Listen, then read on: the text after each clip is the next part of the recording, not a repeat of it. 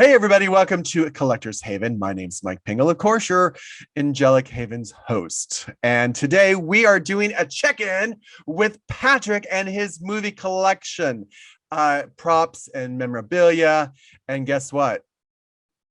He did a lot of stuff during the pandemic. He bought a lot of stuff, and we're going to check it out. Patrick, how are you? Good. How you doing, Mike? Good. Tell us what's been going on since the last time we talked about a year and ish ago. I'd have to say I definitely went a little bit overboard with my collecting. As collectors do, I think we have a tendency to overdo it. So I think a mixture of the pandemic, cash in overflow, and a few other factors contributed to this collection going crazy. To your benefit, so you can see it all here today. Exactly. But what else is I know you've been winning some awards and tell us a little bit about what's happening in your life. Yeah. I mean, as I believe I said last time we were talking, is I produce content, commercials, television, film, all that fun stuff. But I also am a screenwriter, so I've been writing and penning a bunch of screenplays, all of which have been doing very, very well.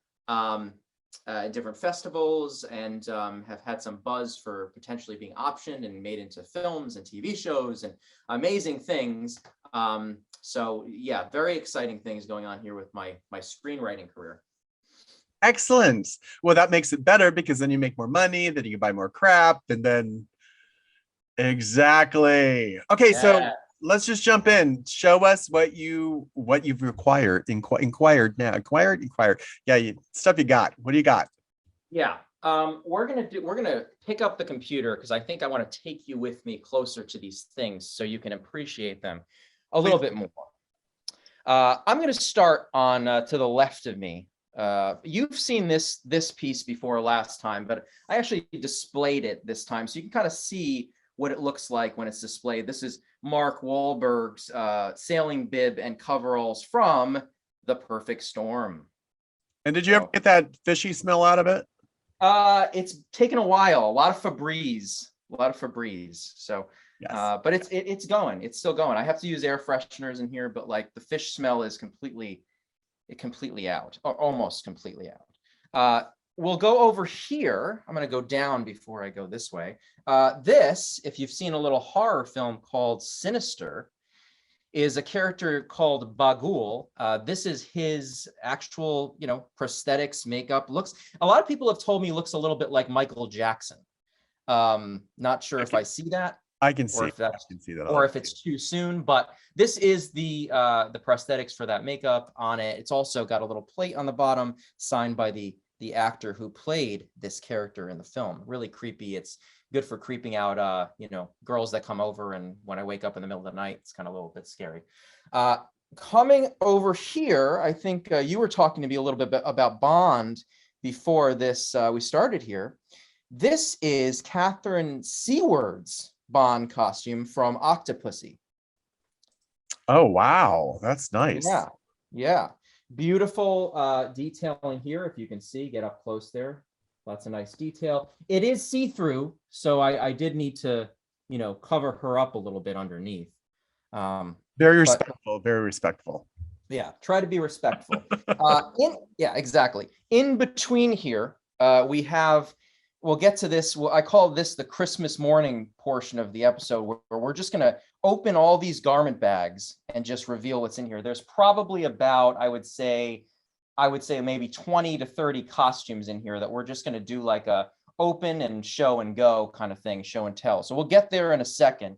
But over to this side, this is one of my favorite acquisitions during the pandemic since last time we spoke. This is Avira's dress from Mistress of the Dark. Wow. How about that? Miss Avira, equipped with the belt, as you can see. I have a friend who is actually doing the dagger that goes in this little hole here for the front, so we can kind of complete the display. But that is Elvira's dress. Very cool. Moving over here, another little. Now, who do you think this is, Mike? Who can you tell who that actress is? That's Death Becomes Her, and that was. Yeah, look at this. Look at that right there. This is Goldie Hawn's SFX bust from Death Becomes Her. So as you can see in this photo, it was originally on a larger body with the hole in the middle of it here. But this was the top of the body in the scene where she gets shot and, you know, goes into that little kind of like atrium pool in the middle of their complex there. I see right through you. I see right through you. This is the I see right through you SFX bust that was subbed in for Goldie Hawn. Looks very much like Goldie. It's even got the little dimple, the little birthmark there on her. That's a beauty mark. That's a beauty mark. Beauty mark. A little, they call that beauty mark. Yeah, this is before she's had work done, I guess, recently, but this looked like her when she looked in that film. I quite like it. Behind Goldie, we have one of my other favorite pieces. This, if you've ever seen the classic 90s comedy, Nathan Lane in The Birdcage. The Birdcage. Straight down to the purse and the shoes and the pants and the hat, the famous hat. So that's the scene where he is going to go see his wife, his ex-wife, in their office, and they're driving in the car, and he has a little conversation with Robin Williams. Very famous scenes that he wears this in the film. So let's go back. So where have you found these gems? Because these are some like historic film stuff too. Yeah, there's some real deal stuff here. So it's a mixture of auctions. I could give a lot of credit to Julian's Auction House and Prop Store, the Prop Store of London auction, which was this past fall for the Carolyn Seaward. I think I said Catherine before, but it's Carolyn Seaward's costume from Octopussy. And then also Julian's for the Elvira and the Nathan Lane Birdcage costumes. So those are two for there. Nice. These I got through some private sales from various individuals. This one was from a individual called Paul Wintner. He has a company called Production Treasures. You can check them out, productiontreasures.com. He was gracious enough to give this one up because he almost didn't want to give this one up, but he ended up doing that. That's amazing. Very nice of him. And then the Bagul was from a private collector who collects a lot of horror stuff. And for those of you who know me and probably watching this, you don't know me well, I'm a horror movie screenwriter. So right up my alley. So what I'm going to do is I'm going to move this chair forward here. We're going to get a little closer. How about that, Mike? Get a little closer. You mind getting a little closer here? Okay. This looks like it's going to be Christmas. Yeah, we're going to go into the unwrapping, like, what do they call it? Unboxing portion of this whole thing. And I'm horrible at that. I'm a horrible unboxer. Yeah, we're going to do an unboxing. I've never done this before. I know there's people like on YouTube that like unbox things. I don't know if it's been done for screen worn costumes before. We're going to try. Sounds good. Okay, let's start with numero uno. This little number right here is actually not a screen used or worn costume at all. This is actually, if you remember in Los Angeles, Grauman's Chinese Theater, it's now the TLC Theater or something like that, where they host the Oscars every year. Well, it was originally called Grauman's Chinese Theater. Sid Grauman was a very famous dude back in old Hollywood. And he built the theater. He welcomed all the Hollywood elite into the Grauman's Chinese Theater. This is Sid Grauman's, his personal Chinese outfit that he would wear to all the premieres at the Chinese Theater. It even has his name, Sid Grauman, stitched in to the back with the original Paramount label. Wow. This particular piece has been this was from a private, this was a very, very private sale. The Academy of Motion Picture Arts and Sciences actually just opened a museum out in Los Angeles of all movie wardrobe and such. They wanted this piece, but they didn't want to pay anything for it. So I did. So I ended up getting it at the end of the day, which was my gain. But they've been knocking down my door, in addition to a few other people. Just going to put this in the back for a moment. It also, just to show you, comes with this nifty little hat. Look at that. Very old school. Very old school. So that goes right on top of it. Moving on. All right. Any questions? Any questions? Not yet. No, not yet. Okay. Have you seen the film Hook? Yes. And I try to forget it too. You try to forget. You're not a fan of Hook.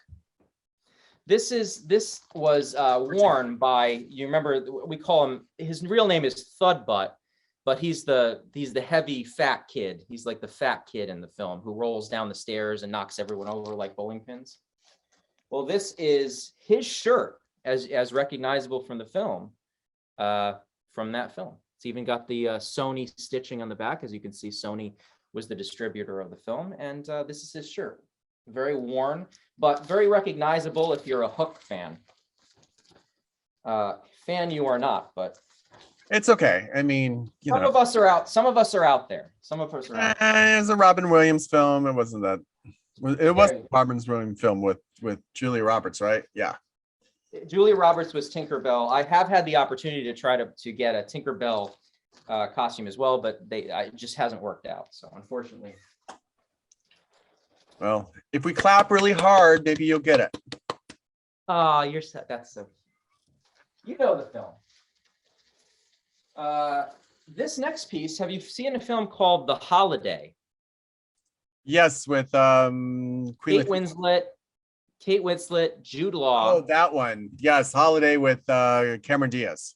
Cameron Diaz, Jude Law, Kate Winslet, Eli Wallach. This is from the iconic scene in the film where she teaches Eli Wallach how to swim. She teaches his character how to swim. This is her bathing suit. Her name is Iris in the film. This is her bathing suit from The Holiday. A lot of you have seen the film. This is it. Beautiful. We're gonna move on. Hopefully you can edit some of these little moments out where I. No, these are gems. Every moment is a gem. Where I lean around. And I'm too lazy to edit. You know that. Yeah, perfect. We're gonna stay in the bathing suit. We're gonna stay in the bathing suit theme. Ooh. How about that? Yes. Have you seen a movie called Spring Breakers? Was it a National Lampoon? Not National Lampoon. It was a I believe it was a Harmony Korine film or something like that. I don't think I've seen it, but I love that you're like trying to get me involved with this. And I'm trying to get you involved because if you've seen it, you get more excited and interested. Exactly. I'm excited already, Patrick. This is exciting. Some of you like going through your closet and finding things. Some of your viewers will notice these things, but these are the iconic bathing suits for both. I believe the Vanessa Hudgens played in it, and there were a couple other characters. These are the two iconic, like, neon bathing suits, and then some of their, it's a very, very raunchy film, sort of. So there's like short shorts, and it's like Florida and crazy stuff. So in the summer and having summer and stuff like that. But for those who have seen the film, these are probably a bunch of their, most iconic pieces from the film Spring Breakers. Beautiful. All right, moving on. We're gonna stay in like the bathing suit underwear theme right now. What do you think? I think that's a great way of continuing. I think it's a good idea. So, have you seen the movie Chances Are with Robert Downey Jr.? It's an early '90s classic. Do you have my costume for Chances Are? I was to film Chances Are. I had a part, but then they cut Chances Are. Mm-hmm. They cut it out. We were supposed to be in this courtroom scene. There's three of us. We were reporters, I believe. And, but it was cut out because the actors too long filming the scenes, and they cut our scene. And I sat in my trailer for 3 days and did not film. Wow. Well, these things happen. I mean, there are cut scenes. Did they give you at least what they looked like? Did they let you take it home? No. Cut scene? No, we didn't even film it. They just filmed. We sat there for 3 days, and they're like, "Oh, we're cutting you." We got paid for the 3 days, but totally unfortunate. Thanks for bringing up a horrible not for it to be like a pain point or anything, but there's a scene in Chances Are, very famous scenes where Robert Downey Jr. wakes up in the house and he's walking around and, he's reincarnated with this woman's husband. Crazy, crazy movie. But these are Alex Finch's boxer shorts from Chances Are. There you go. Lovely, lovely. These were actually screen matched to the film, private sale, and they're the ones that were worn all throughout the film in those scenes. Are you a New Girl fan? I like the old girls, but yeah, Zooey Deschanel underwear theme. This is a kind of a raunchy piece, but this is a very famous piece of lingerie from a very iconic scene in one of the earlier New Girl episodes, where she has to wear this, like, she's trying to spice things up for her boyfriend in the bedroom, and she wears this very iconic starfish piece of lingerie in it. But check it out. There's not a lot to do with that. I mean, was that on TV? There's not much going on there. I will say not. This piece came in like a sale with another piece, and I was like, I'm not really a New Girl fan, but like, sure, throw it in. Why not? Throw the string in there too. Throw this thing that looks like a string in there. But it is a very iconic episode. It's called Bad in Bed. If you Google it now and New Girl Bad in Bed, all that pops up is this piece of lingerie. It's very, very recognizable for that. Yes. All right. This is going in the back. Next. This one you'll notice, which goes with another one here on the floor, the film Titanic, 1997. Or was it 96 or 97? I believe it was 97. It's still new today. Who knows? It's still new. A passenger life vest from the film Titanic. There you go. How about that? And a piece that goes with this that I recently acquired as well, which I'm having a trouble finding where to fit it or what to do with it. I got to do a display with this, but a porthole from the Titanic. Look at that. This is one of the portholes they filmed through in one of those like iconic scenes where like Jack's trying to get his his handcuffs off the pipe that he's handcuffed to in the moments toward the end, and they shot actually through this, so it's actually a deeper porthole, and it gives the illusion of it. And next up is the door that they were on. Yeah, the door is back here. They could have totally fit. I'm not going to show it to you.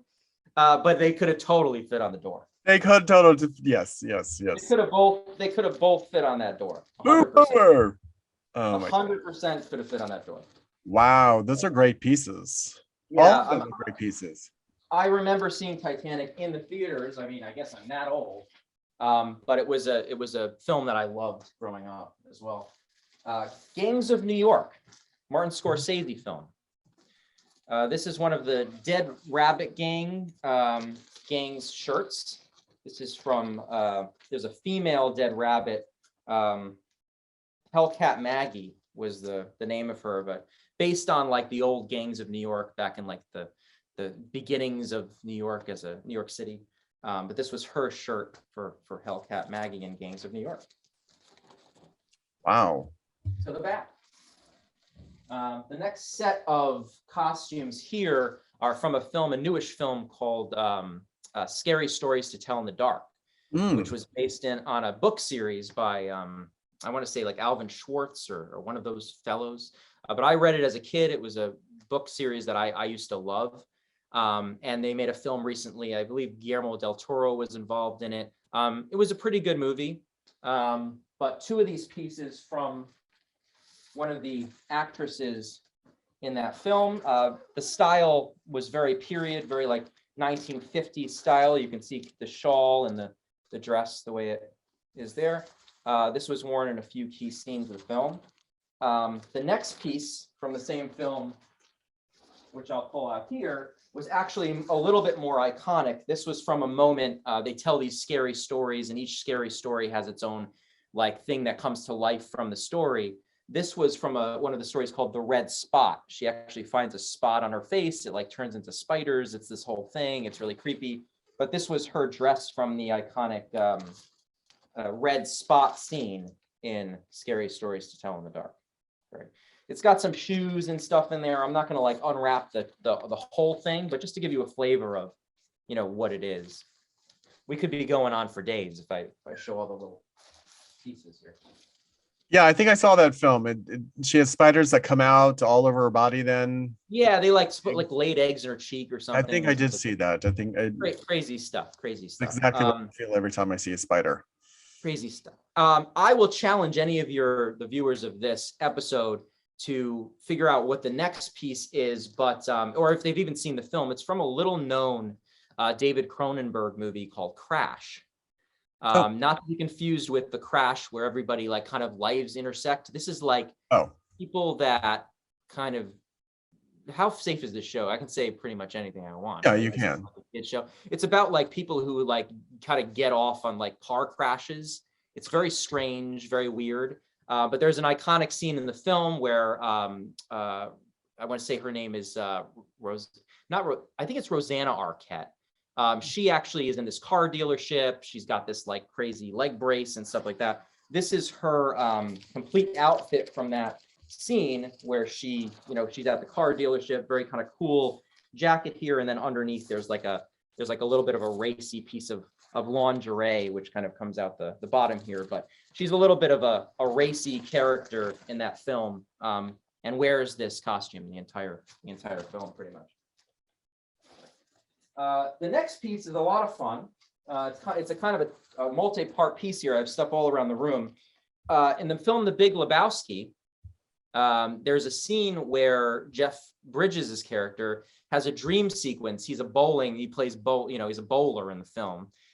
And you've got this dream sequence called Gutter Balls. And you've got these like pin girls who are walking around the back, and he kind of goes underneath them and floats underneath them and like looks up their shirts. It's kind of a funny moment for Big Lebowski. This is actually a complete bowling girl costume from The Big Lebowski. It's got the the front part here, the shirt that kind of goes underneath. It's got the skirt on the bottom. You can see like the bowling girl skirt in the back. And my favorite part of it, which is probably the most iconic part as far as the film goes, I actually need to pull out over here, and I'll be right back with it. Well, this is a good time for everyone who needs to go get a bag of popcorn. Oh my goodness. There it is. The famous bowling girl headdress, which is, is what it is, but it's huge and massive, and it's very hard to store. But it is iconic to this costume. So there's that. Are those bowling pins, are they flat, or are they round, or is it made of plastic? So these pins are kind of a foam material, and they're two-sided. So if they flip the headdress, it's got the repeated image on the back. So there's 2 pins per that kind of mirror, and the headdress kind of straps in, and they're like a foam material. Oh, cool. So, nice. Have you worn it out recently? I wear it out mostly just on dates. On dates or weddings, right? Or weddings, yeah. Just a wedding. I wore it recently to a wedding. It was a big hit. A full strike, you mean? Yeah, full strike. It's more like baseball term, but struck out. Yeah. What is it? Not enough coffee. What do we have here? This is from a relatively new film, Adam Sandler movie called Pixels. Stars Michelle Monaghan, Adam Sandler, a few other people. This is Violet's outfit from the film. I believe it says, or it used to say, see if it's on the sleeve.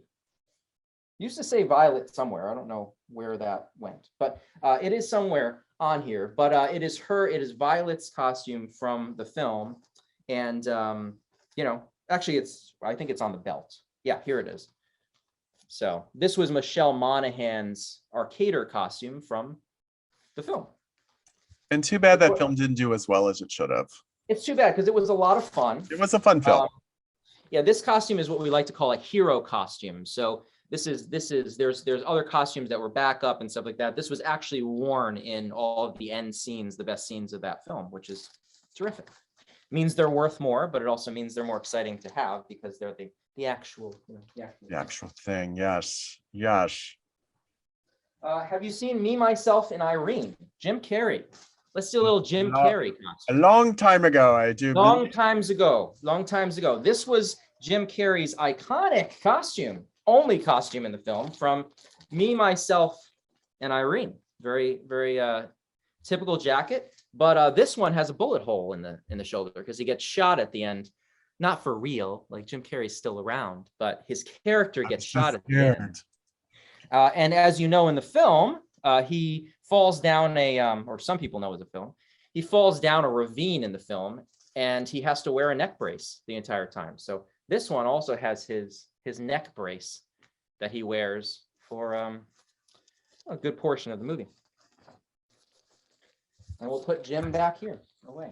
So I have a question. As far as, I mean, I know I've been on movie sets and celebrities always have like 4 or 5 or 6 different of the same costumes. How do you know that costume was in the movie, or if it wasn't a backup, or, you know, as you said, you just showed that one that was actually used in that scene when he got shot. So we're about halfway through. This is a good example of, like, you know, how you kind of tell, right? It's called screen matching, right? That's really the only way to tell if something's truly from the film, unless it comes with a wardrobe tag with it that says, you know, the Arcader costume from Pixels came with a wardrobe tag that basically says, you know, used in scene, this, and this. That's the costume. They're not making a whole lot of those, but that particular one was made there. So if you don't have that, you rely on screen matching. So just to come over here really quick as an example, in the Perfect Storm costume, you kind of see this little blood stain here, like here. That has actually been screen matched to the film. So if you watch the film, you can see exactly that mark as he's on the boat. And it's actually pretty cool. It's almost like fishing when you're watching movies. If you see an identifying mark or something, it tells you that it's definitely the one that you're seeing on screen. So there you go, folks. There you go. Thank you for once again for us. You learn something new every day. All right. Well, I learned it last time you were here, but. Well, yeah. Well, we're continuing to learn. Oh, this is a piece, Mr. Pingel, that I got since the last time, and this is a piece you will love because it's a Charlie's Angel piece. Yes. Charlie's Angels. The last time I showed you the Lucy Liu piece. Well, this is even more iconic. This is Cameron Diaz's clubbing outfit, where she's at the club doing that little dance on the stage, and then she gets into the fights. Well, this is her clubbing outfit from Charlie's Angels, as you can see. Her clubbing shirt, I believe this is DKNY brand, and her pants, which on the bottom have some scuffs and tears because these were when she was actually kicking and doing the stunts. They're very long pants, very, very long pants, because Cameron Diaz is a very tall human being. So that she is. I've not met her, but yes, she is. Well, that's very cool. Yeah, little Charlie's Angels for you, Mike. Little Charlie's Angels for me. Quentin Tarantino. Yes. The Hateful Eight. The Hateful Eight. This is a very heavy costume. This costume probably weighs about 30 pounds. It's got like a petticoat underneath and like fireproofing and stuff. But this is Daisy Domerguez, she's a character in the film. Daisy Domerguez, you know, dress/shirt thing from the 1800s, whatever you want to call it. But she wore this, you know, for the entire film. Obviously, they get stuck in a snowstorm and this and that, but kind of a cool piece. That is beautiful. Yeah, but again, very, very heavy, like extremely heavy and bulky. Wow. So we'll stick that on top here. I should have probably brought this out with the other Spring Breakers costume, but this is another very iconic Spring Breakers costume for those who've seen Spring Breakers. It's like a leopard kind of bathing suit thing, very eclectic things in this movie, but the back of the pants are the real identifying mark. Let's see if you can read it. DTF. DTF. We all know what that means. Don't take food from strangers. Thank you. I thought that was what that meant. So I was gonna have to open my Urban Dictionary to figure that one out, but then you have enlightened us with that. Thank you. And the very famous Robbery Mask with the unicorn on the top that they also wear with that particular outfit. Very iconic to this film. If you look up Spring Breakers, you will actually see people that do Halloween costumes that mimic these exact things. But this is the original worn in the film. DTF, Mike. DTF. DTF. I never eat strangers' foods. You're right. Told you learn something new every day. My knowledge has expanded. Your knowledge has expanded. It will continue to expand. Have you seen the new Bill and Ted? Yes, I did, and I did like it. A movie you've seen. Like this is. Well, I've seen. I'm going off camera now.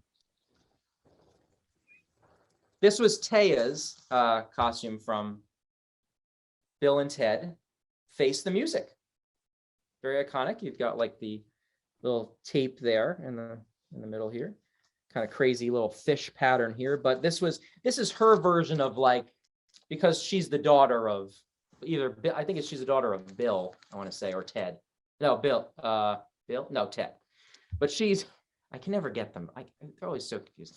But she's one of their daughters in the film, and this was her outfit. So this is as iconic, I think, as you would get to like a Bill and Ted costume, maybe down the road. Exactly.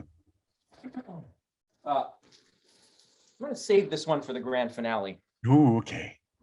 Because it's probably my favorite piece I've gotten, probably the most iconic piece that, luckily you don't know where I live, or nobody knows really where I live in my bunker here, but luckily you don't, because that's one of those pieces that like should be probably, I believe the Smithsonian asked for it recently for their movie exhibition to display in the Smithsonian Museum. So. Really? Yeah, so that's the grand finale. We'll save that to the end. That's the cliffhanger right. to get people, now I have questions about that. Keep watching this, because if you're getting bored and you're like, I haven't seen those movies, who's this guy? That's going to keep you to the end, because you have seen this film. Whether you like it or not, you've seen it. This is from Elf. I love Elf! I love Elf! This is from Elf. This is one of the workshop Elf costumes from the film. And on the floor here, of course, no Elf costume would be complete without the shoes. Gotta have the Elf shoes. I want those. Send them for Christmas. Gotta have the Elf shoes. Christmas, maybe, Mike? Maybe Christmas? Maybe. I will say this is one of the costumes I've had the most, people contact me about trying to buy, and I haven't wanted to sell it for any amount, because I just love the film. It's so iconic and classic. Okay, so you said people want to buy. Do you share your stuff online, and where do you share it? Where do I share my stuff?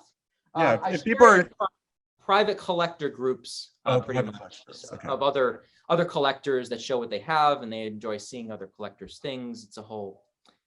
So is that where like the Smithsonian found your picture?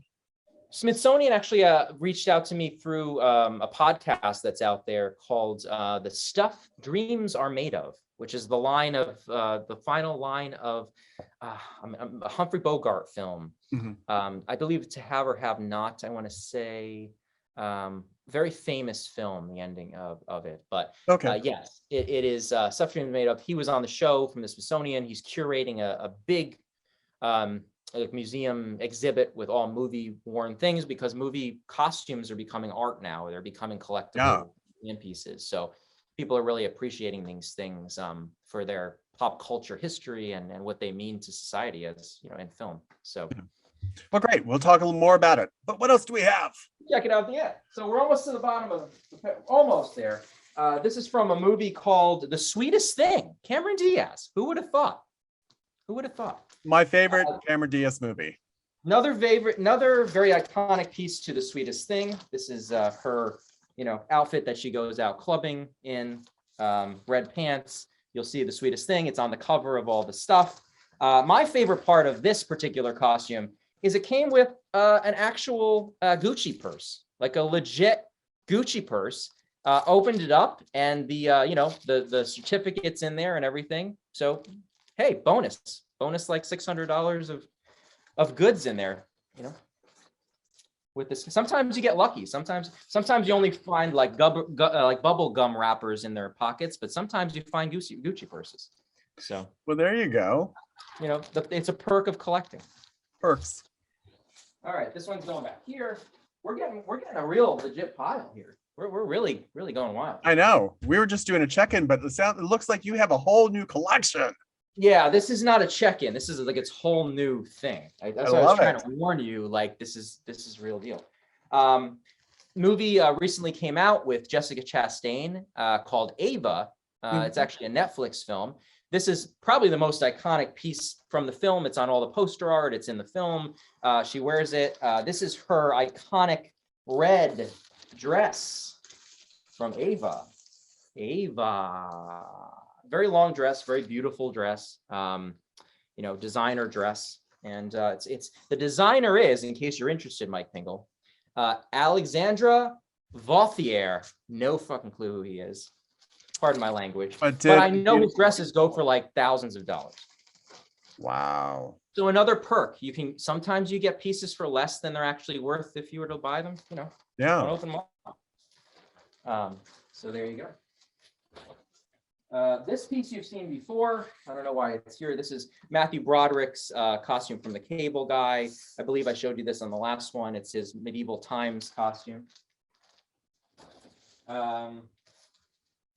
There's a piece here from a horror film called The Ruins. If you've seen The Ruins, it's a horror film. They go to the top of a mountain, get stuck, a bunch of plants eat them. This is actually kind of a scary costume. It's like you kind of look at it, it's all like kind of deteriorated from these moss and vines that eat them in the movie. It's a very, very scary kind of horror movie. But I love weathered things like this, like costume pieces with character, because they're clearly, you can see the distressing, and they're kind of like one of a kind, as I like to say, at different stages.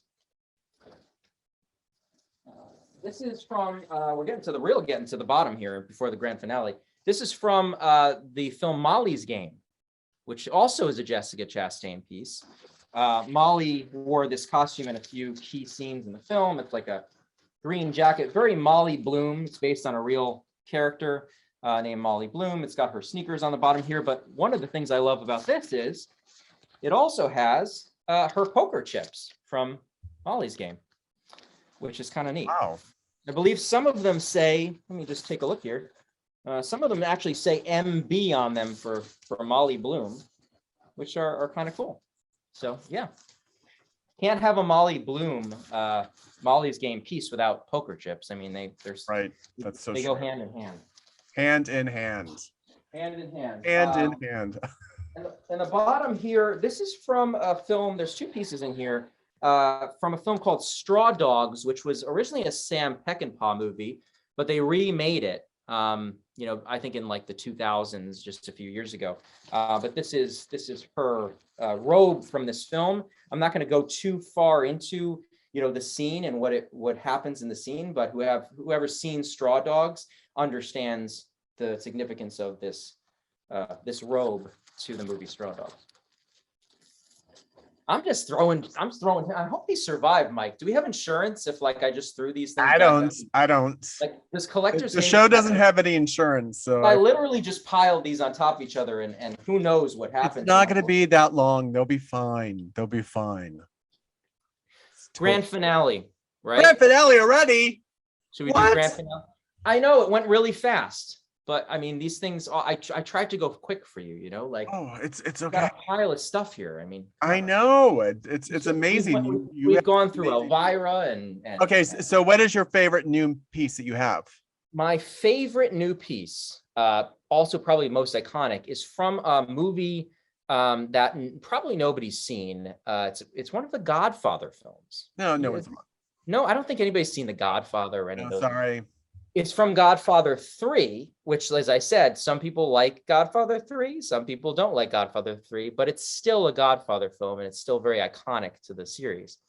This particular wardrobe piece is probably one of the most iconic, recognizable pieces in the Godfather 3. It was worn by Sofia Coppola in the final scenes of the film. I don't want to bury the lead or give it away, but I'm kind of going to do it.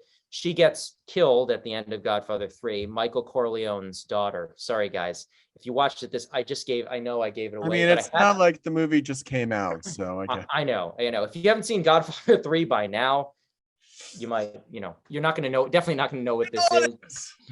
Okay. I'm going to get it. Hold on. I put it on the. Oh, here we go, folks. Well, you know what it is already if you've seen the film, but to see it in person, I'm going to actually take this one completely out of the plastic because it's just beautiful. It's also got Sofia Coppola's name on the inside. It was made to fit her, but look at how beautiful that is. Look at that. So, yeah, got the iconic see-through sleeves here. You've got, it's just a beautiful dress overall, and it's obviously there's nothing else it could be from, but it's also, like I said, this is custom made for Sofia Coppola. Very, very small. She's a very small human being at this stage in her life, particularly. And again, it has her name, inside the actual piece. But anybody who's seen the film, it's also on the cover of the new Godfather Coda film, that her in this dress. So, yeah, Godfather 3. This is one of my favorite pieces. It's also probably the piece that I get the most requested. People want to buy it, or again, the Smithsonian wants to put it up in their collection for people to see on display because it's very hard to find Godfather things. That's right. With the Smithsonian, do they want you to give it to them for their archives, or can you just loan it to them? So usually the Smithsonian will just want you to donate it to them. But there are cases where they really just want to find something and have it up there, and if it's just very iconic, they'll take it on loan, and it'll be something they can loan out and people will enjoy seeing, and then they give it back to me because I definitely don't want to give this to anyone. I don't. Absolutely. You shouldn't. I mean, it's an iconic piece and I know film history. So that's it, guys. That is it, Mike. That's all I got. I mean, I know it's all. Look at this. Look at this. I mean, look what we got going on here. I mean, like a lot of stuff here. So let's. So what you're telling me is your new house in the future is no longer. You're never going to have a new house now. I'm out of space, Mike. So I'm gonna upgrade the space so I can display some more of this stuff because this stuff is great pulling it out and seeing it in the garment bags and displaying it and kind of seeing it, especially in person. But it's amazing when it's actually displayed properly. Like this just looks so cool up on an actual display. It's very neat to like have up. It gives it new life. You put a little poster with it. So next time you drop by, I hope we have a whole new room and everything lit and gorgeous and how cool would that be? I just need like an entire floor of Macy's in New York City, just the whole men's department. Just put it all out there. I think the 2 zip codes at least, and that'll do. I'm not asking for much, Mike. Are you working on getting any new items? Is anything happening, percolating in your so I'm always on the lookout for new items, especially iconic items. I think as I go more through collecting, and Mike, I also have a piece that we discussed before this that's very private, very cool. You can tell, we'll build it up, but it's from a very, very famous movie franchise, very iconic piece. That's probably my favorite piece, definitely the one that was the most expensive, but I can't really talk about it here. But you can attest for how cool it was when you saw it. Oh, it's really cool, people. It's really cool. It's really Doesn't that stink though? Like we're saying how cool it is. Yeah, I can't even tell you. I can't tell you. There's no way. There's a prop store. There's a prop store auction coming up soon. This is like auction season, so we've got the big prop store auction, which is they have some pretty iconic things in there. So I'm always on the lookout. I'm always trying to scope things out and trying to. Is that at Julian's or is that someplace else? It's prop store specific. So this is at prop store Los Angeles. There's a prop store Los Angeles, prop store in London, propstore.com. And then there's also, I believe, another Julian's auction coming up. And then there is a heritage auction coming up very soon as well. So lots of cool pieces continue to come up. But as the collector's world for these things continues to grow, which it certainly has, and people are getting such crazy prices for these things, it becomes almost unattainable for most of the population, so Yeah. we'll hope that we can still continue to add to collection. But if even I don't get another piece, I think I'm happy with what we've got here right now. Yeah, you have some amazing pieces. Where can people find you and email you if they have pieces or if they want to offer money for any of your pieces? Yeah, look me up. I mean, I'm on the social nets. I'm New York in June on Twitter, NY in June on Instagram. That's like the old, I like New York in June. How about you song riff thing. And then you can email me. I'm actually going to give my email address if you really want to reach out, patrick.mediate@gmail.com. Perfect. Well, Patrick, thank you again for coming on and showing all your brand new stuff. It's like you have a whole new collection. Yeah, for sure. It's been a while since we last talked. Not long, but long enough to Long enough. I love it. So, I love it. Hey, everybody out there, if you have a collection you want to chat with me, please hit me up, DM me or email me, and we would love to chat and see your collection. Patrick, thank you so much for everything. Thanks again. And you're the best. You're the best. I'm like, you're the best. Oh, and I want those shoes. I want those elf shoes. Elf shoes are coming. Maybe for Christmas. At least for Christmas. We'll see. Like a day or two. You can have them back. We'll see about just the shoes went for like $800 on Prop Store. So we'll think about how much of a gift I want to do this Christmas for you. What was the most expensive thing you purchased? Now you're getting me to think a question. The most expensive piece. Definitely the piece we cannot speak of. Which I know that that's but probably the second most expensive would be the Avira dress, because that's, wow, that's like that's a piece of history of one of the most iconic, horror hostesses. She's fabulous. She's fabulous. Fabulous. Met her many times. She's wonderful. Well, thank you so much for taking the time today. Yep. Thanks, Mike. Thanks.